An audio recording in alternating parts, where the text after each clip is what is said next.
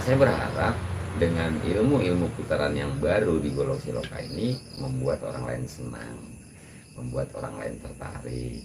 Untuk zaman sekarang kita tampilkan yang menarik-menarik menurut versi saya. Mudah-mudahan teman-teman tertarik, akhirnya pengen mengenal silat. Soalnya kalau golok tanpa silat itu jenuh pasti bang, karena imajinasi dia cuma putar-putar. Nah kalau orang silat itu kan imajinasinya tentang defend dan attack, tentang bertahan dan menyerang gitu. Dimana setiap perguruan pasti punya pakem ya, punya prinsip masing-masing.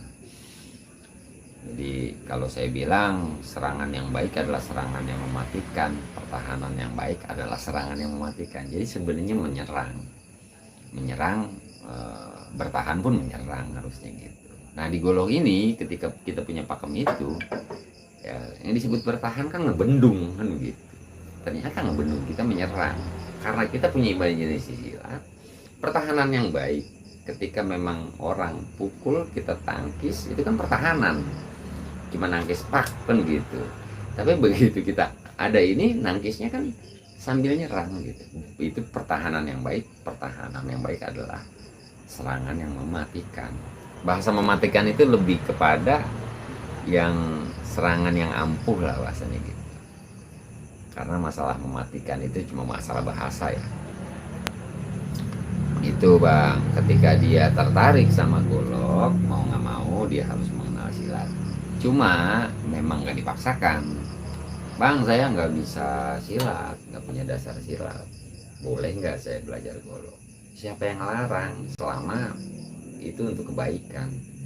Manfaatnya apa? Manfaatnya saya senang, manfaatnya saya bangga. Itu kan kebaikan untuk diri sendiri. Nanti lama-lama dia bosen kalau seandainya nggak paham ini tujuannya kemana sih, ini larinya kemana sih. Nah seorang pesilat itu pasti punya imajinasi seolah-olah ini ada serangan tangkap, ini ada totokan ke sana gitu. Nah di golok inilah nanti dia bakal nggak merasa jenuh karena dia punya bayangan. Kalau pakai tangan kan begini, tapi kalau pakai golok kan begitu. Kalau pakai tangan kan ini buat attacknya, ini buat serangannya. Tapi kalau pakai golok kan bukan ini, tapi ini. Kalau targetnya di sini, serangannya gini. Tapi kalau pakai golok kan jenis tangannya sama, tapi di sini ada di sebelah kiri, ada di sebelah kiri kita. Atau kalau misalkan pakai tangan harus nyampe, tangan kita harus lurus baru nyampe. Tapi kalau pakai golok nggak perlu sampai jauh, tangan kita masih bengkok pun masih nyiku udah sampai.